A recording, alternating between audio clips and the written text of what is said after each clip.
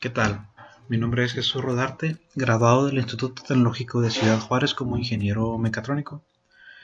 El motivo del videotutorial es para completar la clase llamada Técnicas Modernas de Manufactura de la Maestría en Manufactura de la Universidad Autónoma de Ciudad Juárez, en la cual analizaremos las tecnologías y procesos más comunes para el conformado de polímeros.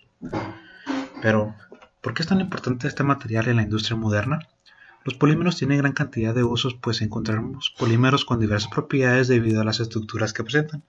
De esta manera, puedo mencionar propiedades que presentan todos los polímeros como bajo costo de producción, alta relación resistencia mecánica-densidad, alta resistencia al ataque de sustancias químicas como los ácidos o las bases, no son conductores de la electricidad. Sin embargo, hay otras propiedades que no están presentes en todos los polímeros y de las cuales depende el uso que se les dará.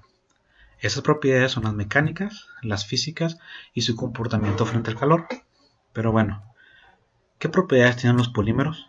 Estas propiedades se relacionan con el comportamiento del polímero frente a distintos procesos mecánicos. Entre estas propiedades se encuentra la resistencia, que se relaciona con la firmeza de un polímero frente a la presión ejercida sobre ellos sin sufrir cambios en su estructura. Un ejemplo de un polímero resistente es el policarbonato. La dureza, que es la capacidad de un polímero de oposición a romperse, y la elongación, que es la capacidad de un polímero de estirarse sin romperse cuando se ejerce una presión externa. Los polímeros que poseen esta propiedad también se denominan elastómeros, como por ejemplo el polibutadieno. También tenemos lo que son las propiedades físicas. Según las características físicas que tenga el polímero, estas se pueden clasificar como por ejemplo las fibras. Presentan baja elasticidad y baja extensibilidad, lo que permite confeccionar tejidos cuyas dimensiones permanecen estables, por ejemplo el algodón, lana, seda, nylon, poliéster, etc. Los elastómeros, que son materiales con alta extensibilidad y elasticidad, es decir, se deforman mucho al someterse a un esfuerzo para recuperar su forma inicial al eliminar el esfuerzo, por ejemplo el caucho. Los plásticos son aquellos polímeros que ante un esfuerzo suficientemente intenso se deforman irreversiblemente, no pudiendo volver a su forma original, por ejemplo el poliestireno, el PVC, plexiglas, etc. Los recubrimientos son sustancias normalmente líquidas que se adhieren a la superficie de otros materiales para otorgarles algunas propiedades, por ejemplo resistencia a la abrasión. Por último, lo que es los adhesivos, son sustancias que combinan una alta adhesión y una alta cohesión, lo que les permite unir dos o más cuerpos por contacto superficial. Por último, tenemos lo que es el comportamiento del polímero frente al calor y la temperatura. Podemos encontrar dos tipos de polímeros.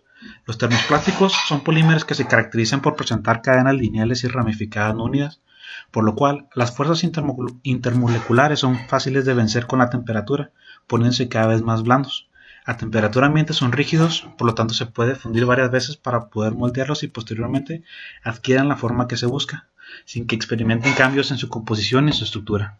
Ejemplos de polímeros termoplásticos son el polietileno, el nylon y el poliestireno.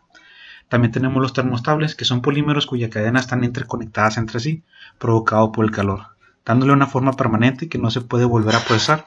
Son materiales rígidos, frágiles y con ciertas resistencias térmicas. Una vez moldeado no se puede volver a calentar, ya que el acero cambia su estructura y sus propiedades, pues se descomponen químicamente.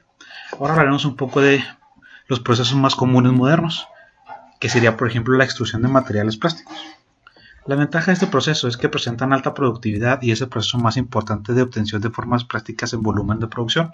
Su operación es de las más sencillas, ya que en vez de establecidas las condiciones de operación es de las más sencillas, ya que en vez de establecidas las condiciones de operación, la producción continúa sin problemas siempre y cuando no exista un disturbio mayor.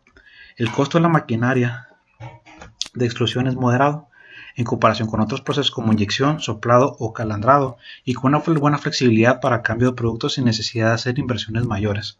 Pero, ¿cómo se desarrolla el proceso de moldeo? Es muy sencillo. El proceso básico de fabricación de moldeo por inyección. El plástico es fundido en la máquina de moldeo por inyección y luego inyectado en un molde de alta presión. Ahí el material es enfriado, solidificado y luego librado al abrirse las dos mitades del molde. Esta técnica da como resultado un producto plástico con una forma fija predeterminada. Para facilitar la producción, las partes que desempeñan un papel en el proceso de moldeo por inyección de plástico deben ser diseñadas cuidadosamente. Los productos elaborados por máquina de moldeo por inyección de plástico son diseñadas primero por un ingeniero industrial o un diseñador, luego un fabricante de moldes, generalmente de acero o de aluminio. Después tenemos lo que es el moldeo por inyección. El ciclo propio del proceso del moldeo por inyección comprende los siguientes pasos. El molde se coloca en la máquina de moldeo por inyección, o llamada IMM. La máquina de moldeo cierra el molde y gracias a las herramientas de fijación, el molde permanece cerrado durante el moldeo por inyección de plástico. El plástico es introducido a la IMM en forma de gránulos o partículas esféricas. La máquina de moldeo calienta el plástico hasta que el mismo se vuelve líquido y a continuación la tobera de la máquina de moldeo por inyección inyecta el plástico fundido en el molde. Ahora la cavidad del molde está llena del plástico líquido, luego el plástico se enfría para formar un producto sólido. Finalmente es expulsado y enfriado. De ahí tenemos otro proceso que es el termoconformado.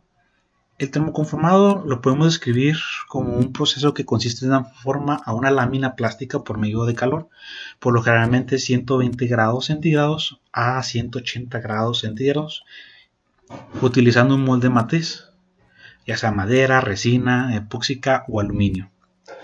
Un exceso de temperatura puede fundir la lámina y la falta de calor o una mala calidad de vacío y crear una pieza defectuosa y sin detalles definidos.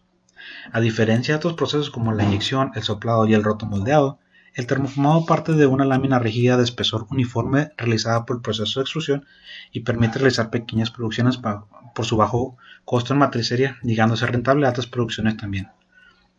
Los materiales utilizados son los que vemos en pantalla y se divide en tres procesos, que es el calentamiento del semielaborado, ya sea por radiación, contacto o convección, moldeo de semielaborado, que tras calentarse se estira adaptándose al molde por medio de diferentes procesos, presión, vacío, presión y vacío o un contramolde, y por último el enfriamiento del producto, que comienza cuando el termoplástico entra en contacto con el molde y es enfriado por un ventilador o a temperatura ambiente, terminando cuando la temperatura es adecuada para desmoldar la pieza sin deformarla. Por ejemplo, un producto muy común que nosotros consumimos son los vasos desechables, que van por este proceso, que es uno de los más comunes.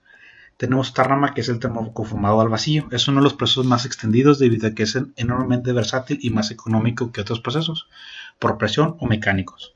Consiste en sujetar el semielaborado de una estructura y calentarlo hasta llegar al estado gomboelástico para colocarlo sobre la cavidad del molde y que se adapte a su geometría. Se elimina el aire mediante vacío que empuja la lámina contra las paredes y contornos del molde. Como lo podemos ver en la imagen, se calienta, adapta la forma y con ello tenemos nuestro producto. Bueno, muchas gracias por su atención. Les habla Jesús Rodarte y con eso nos despedimos. Gracias.